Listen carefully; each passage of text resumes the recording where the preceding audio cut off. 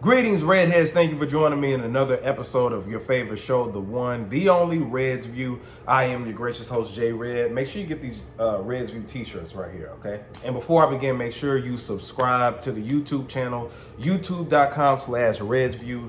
Follow me on Instagram, all that good stuff. So, I'm making this video in response to the low record sales for DMX's latest offering, Exodus. Now, I was surprised at the first week sales numbers, right? Or the projections, because we haven't got the official word on how much he sold. But I was shocked. Like, I thought that he was gonna have a #1 album. That's what happened with Tupac. And then as far as when people die, you know that their old albums, their whole catalog shoots the top of the charts, from singles to just everything, right? So I thought that this was a smart move on Def Jam's part, and Swizz Beatz said that the album was already completed before he died. So boom, I thought that he was gonna at least maybe do between 70 to 100,000, but I felt like, especially with Lil Durk and Lil Baby moving their release back, that for Memorial Day weekend, they didn't even try to. I respect them for that. They didn't even try to come out with DMX because they wanted him to have his shine. You know what I'm saying? So, but even with that, this album was projected to sell, or is projected to sell, between 28,000 to 32,000 records.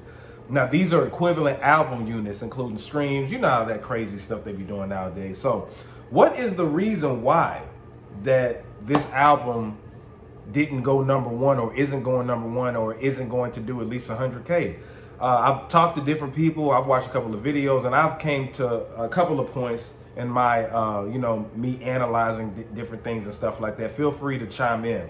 So I think that one of the first reason is because even though he passed away, I think that people they didn't know that this album was already recorded. He was alive when this was recorded. This isn't old scrap together material just to capitalize off of his death. Right? He actually, if you watch the interview, Swizz Beatz said that they were working on the album and they completed the album. I don't know exactly when the album was going to come out. It kept getting pushed back, but DMX was supposed to promote it. If you notice, the TV One exclusive interview that he had out, that was out. He was going to do something with Vlad on Vlad TV. He was doing heavy promo. He was just on Drink Champs. So the album was him. It wasn't old Def Jam material. He actually signed back with Def Jam, which was crazy.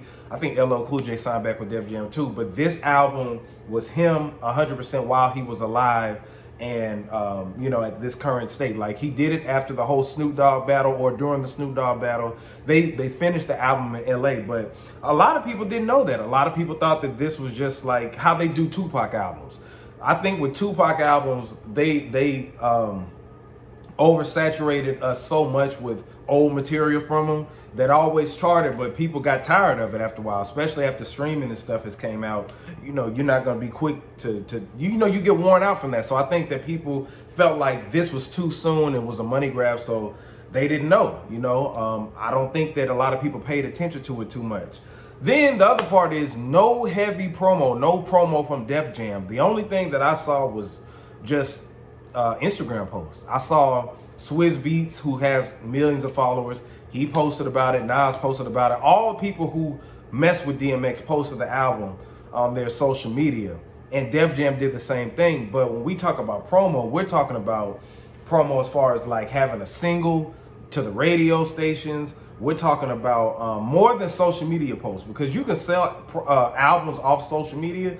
But man, like, even if you got millions of followers, we know people who be having 30 million followers may only have like 50,000 records sold the first week. So you can't just rely just on social media, even though it's possible. Like promo means street promo, you know what I'm saying? Posters, flyers, seeing it. Like, come on, you needed more than that for him to be on Def Jam. But it made me feel like, what was the use of having him on Def Jam if they weren't going to promote it right? But keep in mind that the project wasn't rushed, but they rushed to put it out, if that makes sense. Like, I don't think the fact that he died in April and they released it the following month, we didn't get a single. We didn't have any singles until Swizz Beatz dropped the Hood Blues song like a couple of days before the project dropped. And I thought that was odd. I would have definitely put out a single, or I would have waited, you know what I'm saying? But it was no promo outside of, hey y'all, his son's name is Exodus, so he named it Exodus, and he's working with Usher, working with Snoop Dogg, all these different people, Jay-Z. Like, they released the track list, and it had me excited, you know what I'm saying? But I thought that I understand why they released it at the time that they did, because, you know, he's talked about right now. But had they have waited a little bit longer, maybe it would have, you know, had marinated on people, you know what I'm saying? And people would have went to go get it. So a lot of people also thought, I posted about it, and they were just like, man, they're just trying to make money off DMX. So a lot of people felt like, hey, they're not going to support it. You know, they didn't feel like the money was going to go straight to his family, all that crazy stuff. So that's another reason why. But I have a question. Do y'all think that people weren't checking for DMX musically? Do you feel like if he was alive, it would have been better, it would have sold more? Because honestly, I think it's really hard to say, man.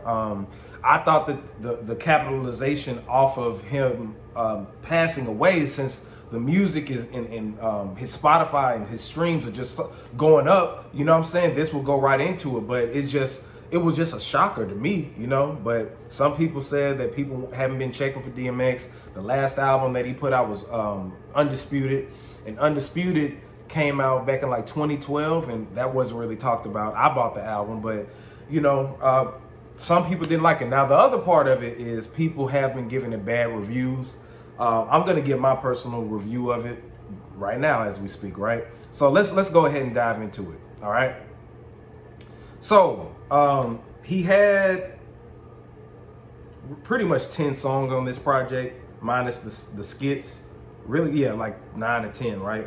And I'm gonna be honest, like when I went into listening to this project, I had low expectations musically, because DMX hasn't really been the same since Grand Champ. I really think that the drugs had really taken a part of his life, and it damaged him musically, you know what I'm saying? I just feel like, you know, him not being able to bounce back and shake that demon off his back, the drugs just over the years, it just deteriorated him, you know what I'm saying? So he just wasn't spitting the same. Like, he wasn't as sharp as he was. I remember he put out that remix to, what was that? Curtis, the Curtis song, Curtis Mayfield song that Jay-Z and Kanye did. He did a remix with Busta Rhymes, and he sounded real bad. But I think that the old DMX was still in him, but I think that the drugs had took over. I started noticing a lot on Year of the Dog again. Music was changing, and he just wasn't adapting with the times, you know. And then Undisputed, some songs were okay, but then some songs, it just like he was just off on it. So with this album, I wasn't expecting too much, but that was a good thing for me, because me not having high expectations for this project actually made me enjoy it, I feel like, right? Keep in mind, I said I wasn't expecting him to be like old 1998 DMX or 2000, early 2000 DMX. I knew that musically he didn't sound the same from years ago. I actually was still listening to DMX. I still listen to all of the older artists that, you know, had put out projects. I do that, you know. But anyway, let's go into this project. That's My Dog with the Locks. It was odd that it was opening up the project with DMX not having the first verse, but every song on here has a feature. It wasn't no songs by himself. Bath Salts, it was a dope song with Swizz production. I know a lot of people were complaining about that. Jay-Z did not have a good verse on here. It was actually an old track. If you remember when Swizz, I think he was battling Just Blaze. They put out, he actually played this, and I think Jadakiss was on the song and everything too. With Jay-Z and Nas, Nas' verse was dope. DMX verse was, it was okay. Dogs Out with Lil Wayne. Lil Wayne killed it. DMX was okay, but it was still a cool song. Money, Money, Money with Moneybagg Yo. I wasn't expecting that collab. Moneybagg Yo did what he did, but the collaboration was kind of off. My favorite songs from this project was the Hold Me Down joint with Alicia Keys, Skyscrapers with Bono from U2. That was a dope record. That was a real dope record. Hood Blues. I didn't like Hood Blues at first as far as DMX's verse, but Griselda helped me get over that, and just listening to the track back to back, I ended up liking it. The best song on here, in my personal opinion, is Take Control with Snoop Dogg. Like, it reminds you of like How's It Going Down, you know, What These Bitches Want. It gives you that type of vibe when DMX gets to talk to the ladies. The production is amazing with the Marvin Gaye sample with Sexual Healing. It was dope. Snoop Dogg, had this been a solo Snoop Dogg joint, I think that this could have been another hit, you know what I'm saying, for him. Walking in the Rain with Nas, excellent. And then Letter to My Son was cool. Now, overall, it's hard for me to even rate this project because, like I said, if I'm going based off of what today's sound is and what I expect from DMX at the age of 50, minus the drugs, I would say that this project wasn't good. But for all the stuff that he's been through, knowing that he wasn't going to sound the same, I think him and Swizz actually comprised a good project. Keep in mind, I keep telling folks that this project was done while he was alive. He approved of all the features, and this wasn't a scrap together project. Like, this was already done. They were just going to try to figure out when they were going to actually shoot the videos and the promo and all that other stuff. So I think it was a solid body of work for DMX. I'm not saying that this is one of the projects of the year or this is one of the best projects he's ever put out, but for him, it's definitely better than Undisputed, and it's better than, is it better than Year of the Dog again? I don't know. But yeah, if you had low expectations for it like me, then you probably end up enjoying it. But that's what I think. I would give it a 3 out of 5 based off of my expectations from it. But yeah, why do y'all think that the album didn't sell well? Do you think it wasn't any genuine interest in DMX? Because he hadn't put out an album in years? Do you think that people felt like this was just an album to put out, like they didn't think that these were new DMX songs? What do you feel? I thought that the project was going to be a chart topper. I think it'll still debut in the top 10, but Def Jam isn't pleased about it. I already know, but they should have done better promo with it. I probably wouldn't have put it out this fast, but I understand why they did. But let me know in the comment section what y'all think. And by the way, make sure, like I said, get these RedsView t-shirts. I still got some here.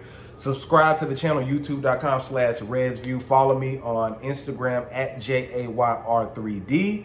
Got more interviews coming up. Y'all be ready, be safe. And this is RedsView J Red. I'm signing out.